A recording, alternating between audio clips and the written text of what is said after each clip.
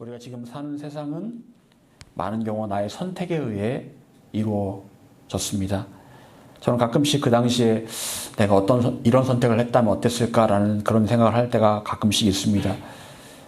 30대 초반에 제가 사범대를 편입을 해서 다녔거든요. 대학교를 졸업하고 나서 사범대를 제가 다시 선생님이 되고 싶어서 서범대 국어교육과를 다시 편입을 해서 다녔던 적이 있습니다. 그리고 이제 그러다가 3학년 때 서범대를 다시 그만두고 신학대학원에 지원을 하게 돼서 이제 목사가 되었는데요. 만약 제가 그 당시에 사범대를 계속 다녔다면 어땠을까? 아마 저는 지금쯤 시골 어느 중고등학교에서 국어를 가르치는 선생님이 되지 않았을까 생각을 하게 됩니다. 제가 편입해서 다니던 사범대를 그만두기로 선택하고 하나님의 부르심 가운데 순종하기로 했기 때문에 제가 현재 25년 정도를 목회를 하고 있습니다. 그리고 제가 전도사를 처음 하면서 저희 고향이 충남 논산인데 김해로 처음 오게 되었습니다. 만약 김해로 오지 않고 다른 지역으로 갔다면 어땠을까? 그러면 또 제 인생이 달라졌겠죠. 아마 제가 지금 이 자리에 없었을지도 모르겠습니다. 어찌되었든 저는 수많은 순간 선택을 했고 그 선택의 결과가 지금 바로 이 자리에 있는 것입니다. 우리는 수많은 경우에 선택의 순간을 맞이합니다. 이걸 할까 저걸 할까. 그리고 그 선택들은 지금의 결과로 나에게 다가옵니다.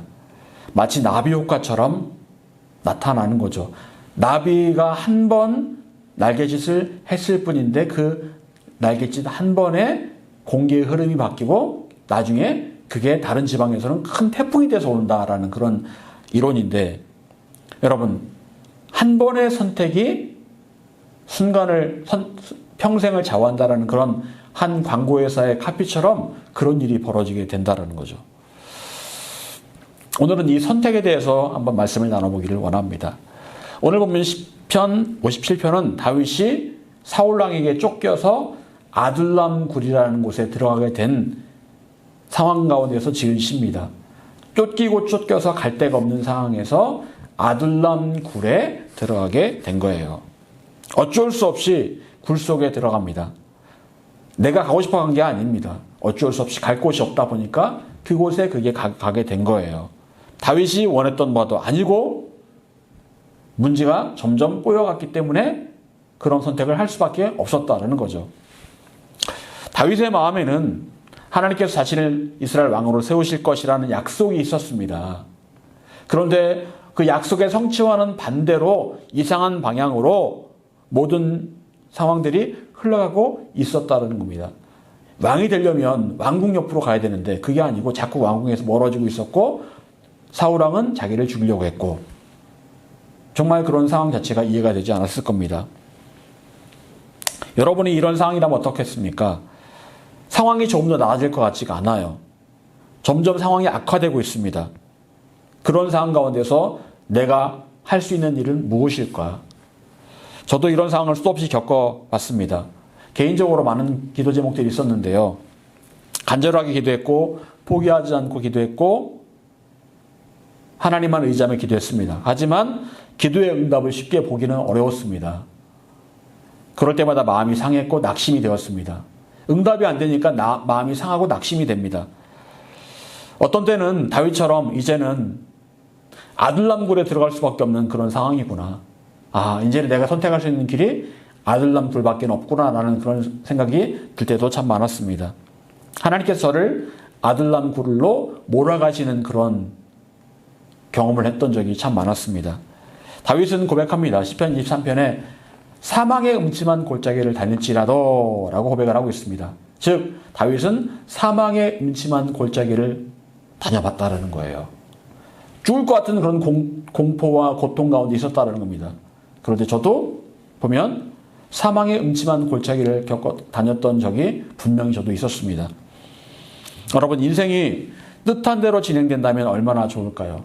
기도한 대로 하나님께서 응답해 주신다면 얼마나 좋을까요? 정말 행복할 겁니다. 많은 사람들이 예수 믿는다고 할 겁니다. 하지만 우리 인생은 어떻습니까? 수많은 대적이 있고 어려움이 있고 고통이 있고 환란이 있습니다. 이해되지 않는 일들이 너무나 많습니다. 그리고 이런 상황이 계속되면 하나님의 존재에 대해서 부정하는 마음이 듭니다. 하나님 살아계시면 어떻게 이럴 수가 있지? 하나님 나한테 왜 이러시지? 그런 마음이 들 때가 분명히 있다는 겁니다. 여러분, 하나님께서는 도대체 왜 이렇게 다윗이 쫓기고 쫓긴 나머지 아둘람 굴 속에 들어갈 수밖에 없게끔 하신 걸까요? 다윗이 얼마나 기도했겠습니까? 하나님, 제발 저를 살려주세요. 제발 저를 도와주세요. 제발 저를 이렇게 비참하지 않게 해주세요. 그런데 결국 다윗의 삶은 계속해서 악화되고 있었다는 거예요. 여러분, 이런 상황 가운데서도 분명히 알아야 할 것이 있습니다. 그것은 바로 하나님의 계획은 철저하고 세심하다라는 거예요. 우리가 생각할 때는 이해가 안 되고 왜 이렇게 어려운가, 왜 이렇게 악화되고 있나 라고 생각할 수 있겠지만 그 모든 과정 가운데서도 하나님의 계획은 철저하고 세심하게 준비가 되어 있다는 거예요. 그리고 하나님께서는 이만하면 됐다라고 하실 때까지 우리를 훈련시킨다는 겁니다. 모세는 이스라엘의 지도자가 되기 전까지 40년을 미디안 광야에서 가축을 쳤습니다. 그리고 80세가 되니까 80세 노인이 되었을 때 하나님께서 모세를 세우셔서 지도자로 삼으셨습니다. 40년간 훈련을 받았어요. 모세는 낮아지고 낮아져서 나는 말도 못하고 나는 할 줄 아는 게 아무것도 없는 그런 사람이다라고 그렇게 고백할 정도까지 되었는데 그제서야 하나님께서 모세를 사용하시더라는 거예요. 그때까지 훈련을 시키셨습니다. 하나님께서 다윗을 아둘람 굴로 보내신 이유가 뭘까요? 다윗이 아둘람 굴에 가봤더니 그곳에 누가 있었습니까? 마음이 상한 자들, 깨진 자들, 고통당하는 자들이 그곳에 많이 있더라는 거예요. 그 굴 속에 수많은 사람들이 다윗보다 더 심하고 다윗보다 더 아픈 사람들이 그곳에 있더라는 겁니다. 그들과 다윗은 함께합니다. 그리고 다윗이 그들과 함께함으로 그들을 세워줍니다. 나중에 그들이 다윗이 왕이 되었을 때 다윗을 도와주는 다윗의 동역자들이 됩니다. 결국 하나님께서 그들을 아둘람굴 가운데서 그들을 만나게 하신 이유는 바로 그들을 세우고 그들을 이렇게 세움으로 다윗을 돕는 자로 만들기 위해서 그곳에 보내신 거예요. 다 이유가 있었다라는 겁니다. 여러분, 저와 여러분을 향한 하나님의 계획이 분명히 있습니다. 지금은 이해가 안 되지만 분명히 그 계획이 있습니다. 그리고 다윗도 하나님의 계획을 다 알지는 못했지만 한 가지 확실하게 알고 있는 것은 있었습니다. 우리 2절 같이 다시 읽어보겠습니다. 2절. 자, 시작. 내가 지존하신 하나님께 부르짖으며 나를 위하여 모든 것을 이루시는 하나님께로다. 아멘. 다윗은 고백합니다. 곧 나를 위하여 모든 것을 이루시는 하나님이다. 다윗은 바로 미래에 대한 하나님의 약속을 붙잡았습니다. 그래, 내가 다 이해는 안 돼. 하지만 나를 향한 하나님의 미래에 대한 계획은 있지. 난 그 약속을 붙들어. 그게 있었다라는 거예요. 왜 내가 지금 이런 상황에 처했을까? 이해는 안 돼. 하지만 하나님은 나의 미래에 대한 분명한 약속이 있으시다. 계획이 있으시다. 이 사실을 믿었다라는 거예요. 여러분, 현재 어려움을 이기는 힘은 무엇일까요? 바로 미래에 대한 소망과 약속입니다. 약속을 붙들면 현재의 어려움을, 현재의 이 힘듦을 이겨낼 수가 있는 거예요. 그 약속을 마음에 붙들고 기도할 때마다 생각하면, 마음에 담으면 현재의 어려움을 능히 이겨낼 수 있는 겁니다. 그리고 이제 다윗이 이 어려운 상황에서도 했던 가장 중요한 일이 있습니다. 이게 오늘 하나님께서 우리에게 하시고자 하는 말씀이에요. 우리 7절 말씀 같이 읽어보겠습니다. 자, 시작. 하나님이여, 내 마음이 확정되고 내 마음이 확정되었사오니 내가 노래하고 내가 찬송하리이다. 아멘. 여러분, 다윗이 처한 상황은 아둘람 굴이었습니다. 쫓기고 쫓기다 더 이상 갈 수밖에 없는 막장, 막바지, 그런 곳이 바로 아둘람 불입니다. 이 상황에서 다윗이 할 수 있는 일은 무엇이었을까요? 어디로 딴 데 갈 데가 없어요. 여러분, 다윗이 할 수 있는 일은 아무것도 없었습니다. 여러분, 진짜 이 상황이 어려울 때 정말 어려운 점이 뭘까요? 정말 내 상황이 너무 어려워요. 그런데 정말 진짜로 어려운 건 뭘까요? 상황이 어려운 그 자체일까요? 그게 어려운 게 아닙니다. 제일 어려운 거는요, 마음이 무너지는 거예요. 상황 자체도 물론 어렵죠. 하지만 제일 중요한 거는 마음이 무너지는 거예요. 마음이 무너지면 다 무너집니다. 상황이 어려워도 다시 일어날 힘이 있어요. 일어날 수 있습니다. 하지만 마음이 무너지면 다시 일어날 힘이 안 생깁니다. 여러분, 예수님께서는 십자가를 몇 날, 며칠, 몇 시에 지기로 이미 예정이 되어 있었습니다. 예수님께서 그걸 모르셨을까요? 알고 계셨습니다. 어떠한 방식으로 어떻게 십자가를 질지를 알고 계셨어요. 여러분, 내가 죽을 날, 내가 어떻게 죽을지를 알고 있다면 어떨까요? 내가 몇 날, 며칠, 몇 시에 죽을 것이다. 어떤 방식으로 죽을 것이다. 알고 있다고 생각해 보십시오. 얼마나 가슴 떨리겠습니까? 얼마나 두렵겠습니까? 너무너무 두렵겠죠. 내가 맨날 몇 시에 어떻게 죽는다. 알고 있다면 얼마나 두렵고 떨리겠습니까? 예수님은 그걸 알고 계셨어요. 여러분, 인간의 모습으로 오신 예수님께서 그 사실을 알고 있을 때 예수님 어떻게 기도하셨습니까? 너무 두려운 나머지 이렇게 기도합니다. 아버지여, 이 잔을 옮겨 주실 수만 있으면 옮겨 주십시오. 저 이 잔을 마시고 싶지 않습니다. 그게 인간적인 예수님의 모습이었어요. 충분히 이해가 갑니다. 그 당시 엄청난 두려움, 괴로움, 슬픔이 예수님 마음에 가득 찼을 겁니다. 여러분, 그런데 결론은 무엇입니까? 예수님께서는 당당하게 십자가를 지셨습니다. 어떻게 그러실 수 있었을까요? 그것은 바로 예수님께서 3년의 공생의 기간 내내 기도하는 자리에 있으셨고 기도를 통해서 마음이 무너지지 않았기 때문에 그런 거예요. 예수님께서는 기도하면서 마음이 무너지지 않게 했습니다. 마음을 지켜내셨기 때문에 묵묵히 십자가를 지실 수가 있었다라는 거예요. 여러분, 물론 상황이 우리를 어렵게 합니다. 하지만 그 어떠한 상황보다 우리를 더 힘들게 하는 것은 바로 마음이 무너지는 겁니다. 마음이 무너지면 가능성이 있어도 힘들어도 포기하고 자살하는 거예요, 사람들이요. 마음이 무너져서 자살하는 겁니다. 여건이 안 돼서 자살하는 게 아니고요. 여러분, 우리는 무너지는 마음을 붙잡을 수 있어야 합니다. 마음을 붙들면 결국 승리합니다. 우리가 기도하는 가장 중요한 이유 가운데 하나는 바로 나의 현재 상황을 타개하기 위해서가 아니고 가장 중요한 이유 가운데 하나는 바로 마음을 지키기 위해서예요. 기도하면 마음을 지킬 수가 있습니다. 하나님께서 나의 마음을 지켜주시고 마음을 지킬 수 있도록 힘을 주시기 때문에 그런 거예요.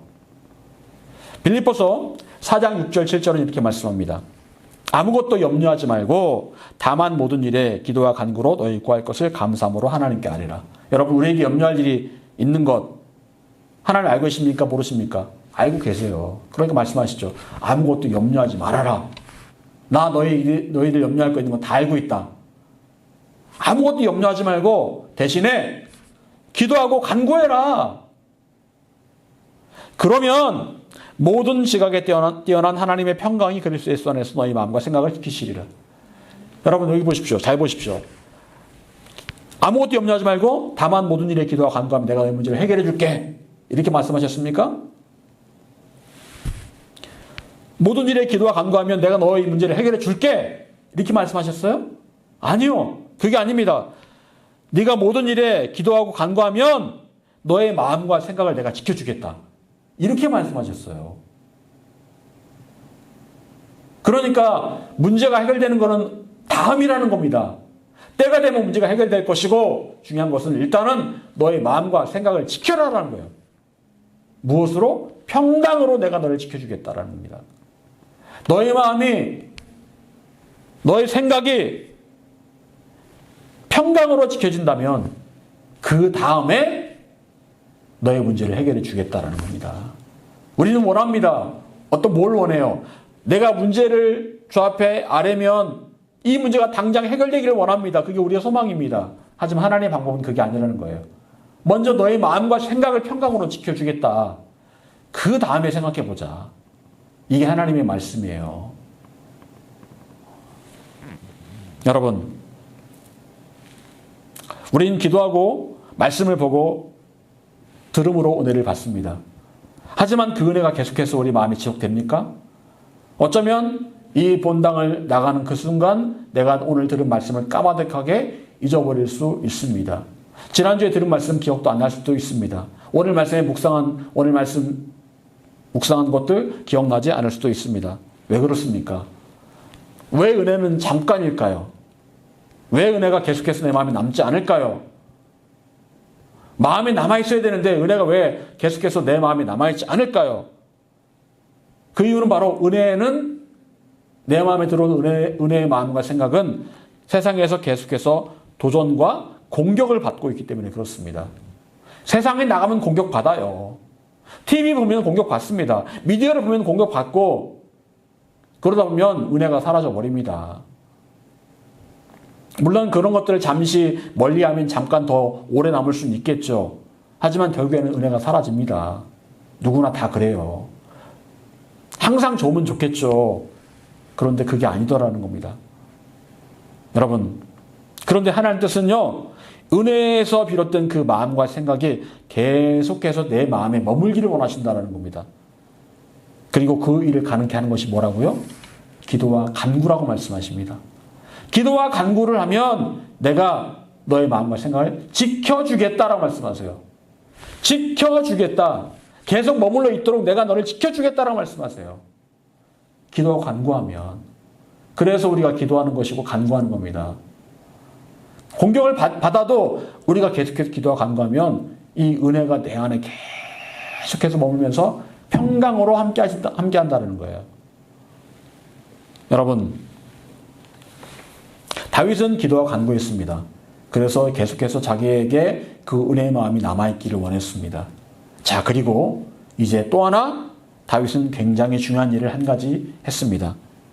자, 그것은 바로 마음을 확정하는 일이었습니다. 마음을 확정했다. 확정한다는 말이 무슨 말이에요? 그렇죠. 확실히 정한다. 제가 예전에 청소년부를 할 때 그 찬양 가운데 내 마음 확정되었사오니 그런 찬송 있잖아요. 그랬더니 애들이 그러더라고요. 목사님, 그 확정이 무슨 뜻이에요? 야, 확정의 뜻도 모르냐? 잘 모르겠는데요. 확실히 정한다는 거 아니야. 아, 애들이 그걸 모르더라고요. 확정이라는 말을 모르더라고요. 네, 확정된다는 말은 영어로 fixed, 고정되었다라는 말이에요. 고정되었다. 딱 고정되어서 좌로도 우로도 움직이지 않는 상태를 말합니다. 제가 지난주에 수술을 받았습니다. 혈관 수술을 받았어요. 혈관 수술을 받았는데 이게 여기서 꽤 살을 찌다 보니까 그거를 딱 붙게끔 고정시키기 위해서 실로 깨매는 상태입니다. 지금 이제 팔이 많이 부어 있거든요. 지금요. 좌로도 우로도 움직이지 않도록 꽉 이렇게 확정을 시켜놓은 상태입니다. 여러분, 다윗은 자신의 마음을 고정했습니다. 자신의 마음을 확정했어요. 흔들리지 않도록. 환경이 어떤지는 중요하지 않았습니다. 내가 아들람물에 있든지 다윗 성에서 왕이 되어 있든지 그건 중요하지 않았어요. 쫓기고 있든지 그건 중요하지 않았습니다. 마음의 끝도 없이 때로 하나님을 향한 원망이 들 때도 있고 하나님을 향한 의심의 마음이 들 때도 있었겠지만 하지만 다윗은 자신의 이런 환경들이 자기의 마음을 지배하지 않도록 노력했습니다. 환경 때문에 내가 지배당하지 않겠다. 이런 내 어려운 환경 때문에 내 마음을 그렇게 내가 내버려두지 않겠다라고 생각했습니다. 그래서 자기의 마음을 확실하게 정했습니다. 여러분, 이건 바로 의지의 영역입니다. 우리는 생각합니다. 저도 그런 생각을 많이 합니다. 아, 내 마음은 내가 어쩔 수 없어. 내 마음이 이런 걸 내가 어떡하겠어. 그런데요, 다윗은 자신의 마음도 의지로 통제할 수 있다라고 생각을 한 거예요. 여러분, 그런데 그 의지가 어떤 의지입니까? 인본주의적인 의지가 아니에요. 그래, 한번 해보자. Yes, I can do. 인본주의적인 그런 의지가 아니고요. 하나님을 향한 믿음에서 비롯된 의지예요. 믿음에서 비롯된 믿음의 의지입니다. 그 의지로 자기의 마음을 확실하게 정할 수 있다라고 생각한 거예요. 여러분, 다니엘은 하나님을 향한 기도가 30일간 금지된 상태에서 믿음에 근거하는 의지로 기도를 계속합니다.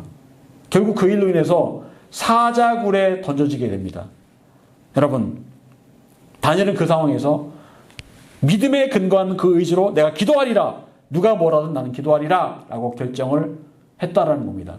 믿음을 가지고 결정을 한 거예요. 여러분, 성경에는 행함이 없는 믿음은 죽은 믿음이라고 말씀하고 있습니다. 행하지 않는 믿음은 어떤 믿음일까요? 의지를 갖고 행동하는 그런 믿음을 말하는 겁니다. 의지를 갖고 행동하는 믿음이 없다면 그 믿음은 죽은 믿음이다. 어떻게 되겠지? 어떻게 될 거야? 그게 아니고요. 내가 한번 해보리라. 믿음을 가지고 해보리라 라고 하는 그 믿음이 바로 진짜 믿음이라고 말씀하고 있는 거예요. 하나님이 기쁘시게 하는 믿음이라고 말씀하고 있는 겁니다. 하지만 여러분, 우리는 많은 경우 나의 마음을 내팽겨쳐 둘 때가 얼마나 많습니까? 내 마음을 그냥 내팽겨 두는 거예요. 상황이 어려워지면 모든 것 다 포기하고 내 의지마저 내려놓을 때가 얼마나 많습니까? 어떻게 되겠지? 될 대로 되라는 식으로 그렇게 포기할 때가 참 많이 있죠. 여러분, 하나님께 맡기는 믿음과 자포자기하며 아무것도 하지 않는 것은 분명히 다릅니다. 맡기는 믿음과 자포자기하는 것은 달라요. 하나님께서 우리에게 원하시는 것은 믿음에 기초한 의지로 하나님께 내 마음을 드리는 거예요. 다윗은 자신의 믿음의 근거에서 자기의 마음을 하나님께 드리고 있습니다. 믿음에 근거한 그 마음, 아무리 힘들어도 아무리 여건이 어려워도 자기의 마음을 하나님께 드리려고 했습니다. 그것이 바로 다윗의 확정하는 믿음이었어요. 여러분, 자, 그렇다면 다윗은 무엇을 하기로 확정했을까요? 이 아들람굴에서, 이 어려운 상황 가운데서 뭘 하기로 확정을 했을까요? 여러분, 그 아들람굴에서 할 수 있는 일은 없습니다. 도망쳐온 막장에서 할 수 있는 일이 뭐가 있겠습니까? 할 일이 아무것도 없어요. 그런데 다윗은 가만히 생각해 봅니다. 내가 어떻게 하기로 확정을 할까? 뭘 하기로 확정을 할까? 자, 오늘 본문에 보게 되면 다윗은 하나님을 노래하고 찬송하기로 확정을 합니다. 하나님을 내가 노래하고 하나님을 찬송하겠다. 지금 대적들이 자기를 죽이겠다고 쫓아오고 있는데 아들람굴에서 아무것도 할 일이 없는데 다윗은 그곳에서 하나님을 향해서 노래하고 찬송하기로 마음을 확정한 거예요. 여러분, 이 사건은 바울과 실라가 감옥에서 경험한 사건과 비슷합니다. 매맞고 감옥에 갇혔을 때 바울과 실라가 어떻게 했을까요? 하나님께 기도하고 찬송했다라고 말씀하고 있습니다. 그 상황 가운데서 갇힌 상태에서 하나님을 향해서 기도하고 찬송하기를 확정한 거예요. 결정한 겁니다. 다니엘은 어떻습니까? 다니엘은 죽을 수 있는 상황에서 뭘 했을까요? 하나님께 성경에 보게 되면 감사했다라고 말씀하고 있어요. 감사했다. 기도를 하는데 감사 기도를 한 거예요.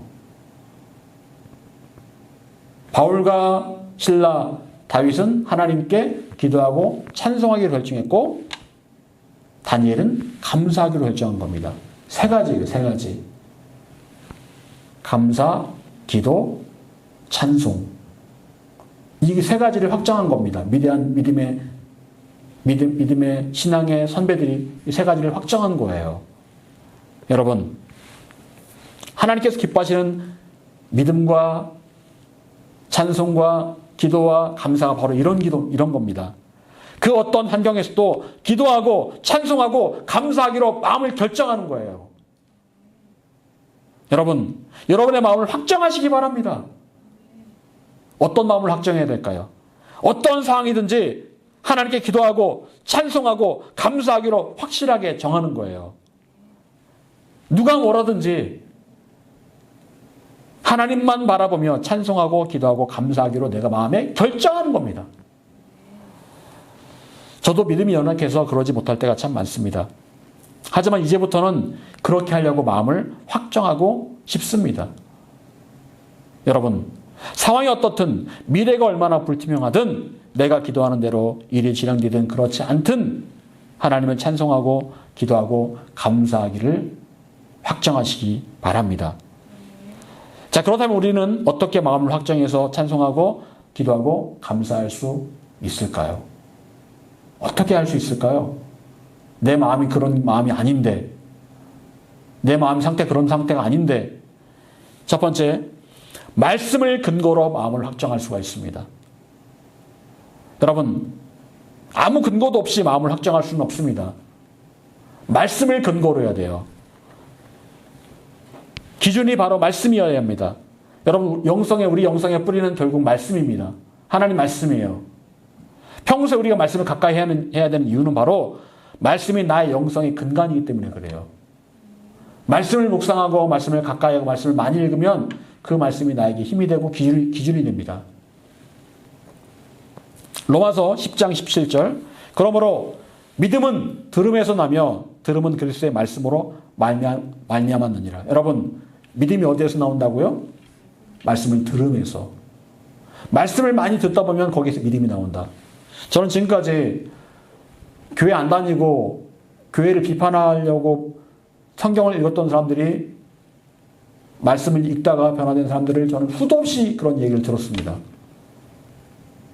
성경의 오류를 찾아보겠다. 내가 이 성경을 내가 읽고 나서 내가 분명히 이 기독교는 허상이다라는 걸 내가 밝히겠다라고 생각한 사람들이 성경을 읽다가 나도 모르게 변화되어서 믿음이 생기고 예수 믿게 된 경우를 저는 그런 이야기를 수도 없이 많이 들어봤습니다. 말씀을 읽고 듣다 보니까 나도 모르게 믿음이 생겼다라는 겁니다. 믿음이 생겼다라는 거예요. 여러분, 도대체 믿음이 안 생기십니까? 방법은 간단합니다. 말씀을 매일같이 보고 묵상하는 거예요. 말씀을 또 보고 이해될 때까지 또 보고 그러다 보면 어느샌가 그 말씀이 내 안에 들어와서 믿음이 생긴다라는 거예요. 믿음이 생기면 믿음으로 기도할 때 그 기도에 능력이 생긴다는 거죠. 여러분, 베드로전서 2장 2절은 이렇게 말씀합니다. 갓난아기들 같이 순전하고 신령한 저주를 사모하라. 이는 그로 말미암아 너희로 구원에 이르도록 자라게 하려 함이라. 갓난아기들 같이 순전하고 신령한 저주를 사모하라. 이게 뭘까요? 하나님 말씀을 말하는 겁니다. 여러분, 아기들에게 저주 없으면 굶어 죽는 거죠. 그와 같이 말씀을 그렇게 사모하라는 거예요. 아, 내가 이거 없으면 내가 죽는다. 나 이거 안 먹으면 죽는다라는 그런 마음을 가지고 그렇게 말씀을 사모하고 읽고 묵상하고 그렇게 하라는 거예요. 그러면 그 말씀을 통해서 구원에 이르도록 자란다라는 겁니다. 믿음이 자란다라는 거예요. 말씀을 읽으면서. 여러분, 말씀을 가까이 하십시오. 가까이 하고 매일매일 말씀을 묵상하십시오.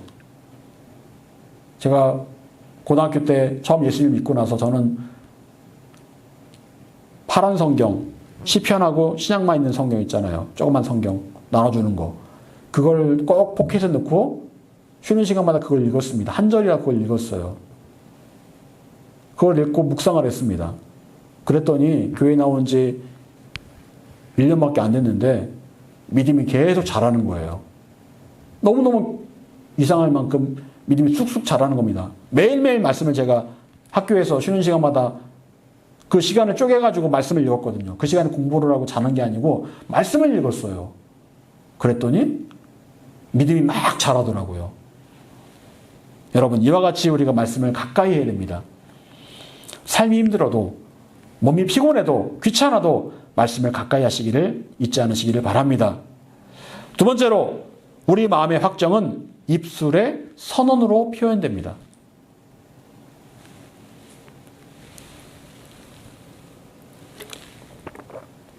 다윗은 마음에 하나님을 찬송하고 노래하기로 확정을 합니다. 다윗의 마음이 그럴 마음이 아니라 할지라도 다윗은 지금 하나님을 찬송하고 노래하기로 선언하는 거예요. 여러분, 믿음은 뭘까요?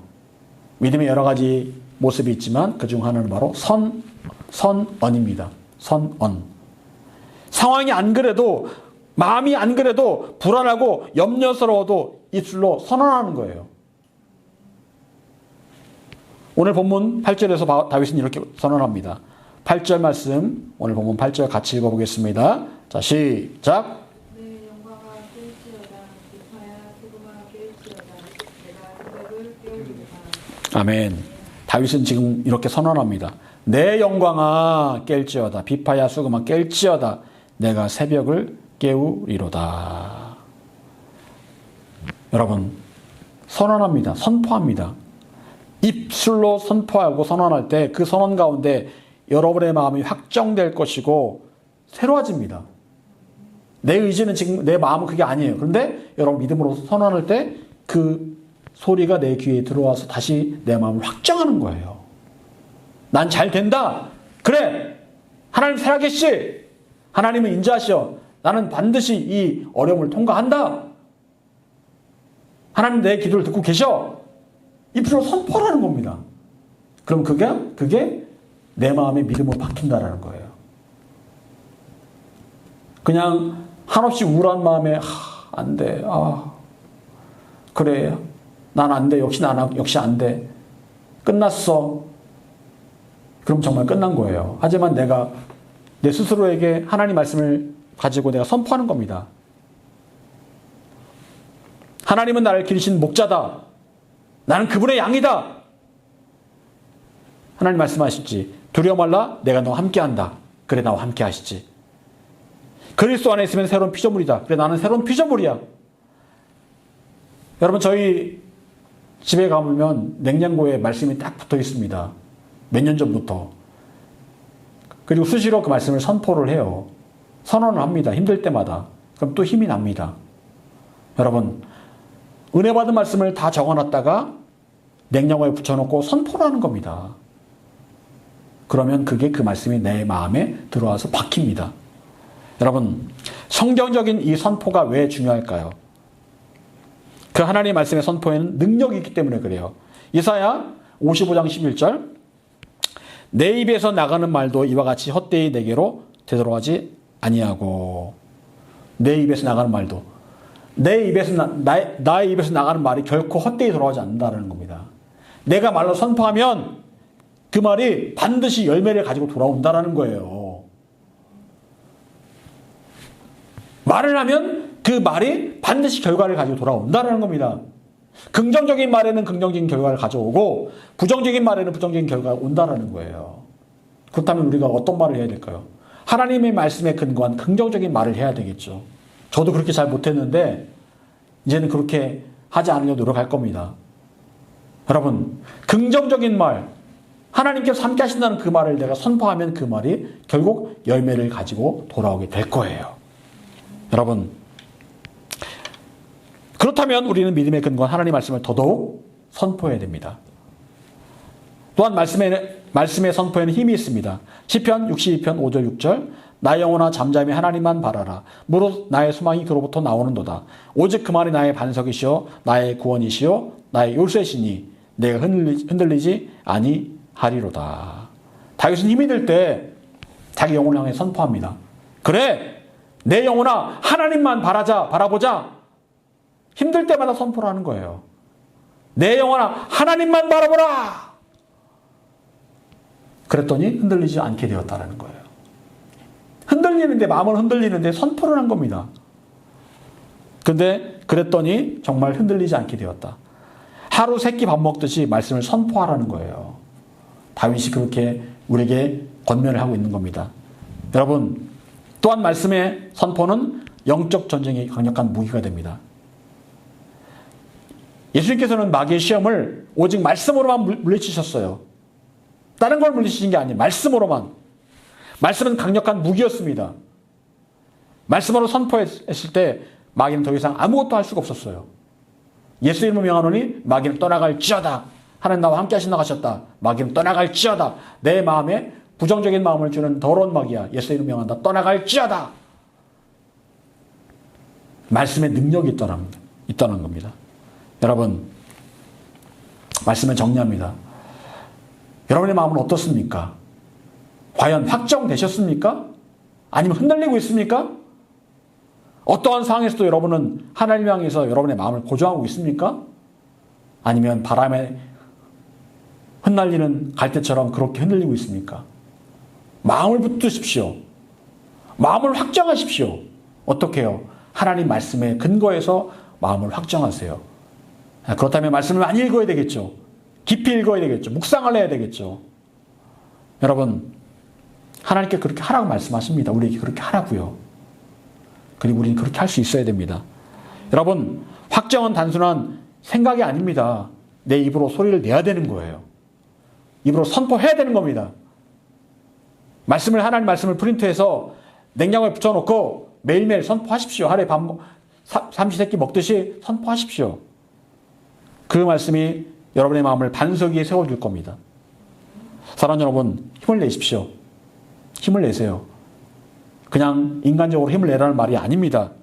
하나님께서 말씀을 주셨기 때문에 말씀을 붙들고 여러분 마음에 선포하면, 마음을 확정하면 힘이 납니다. 그래서 마침내 하나님께서 우리에게 약속하신 것들을 볼 수 있게 되시기를 간절히 축원합니다. 기도하겠습니다.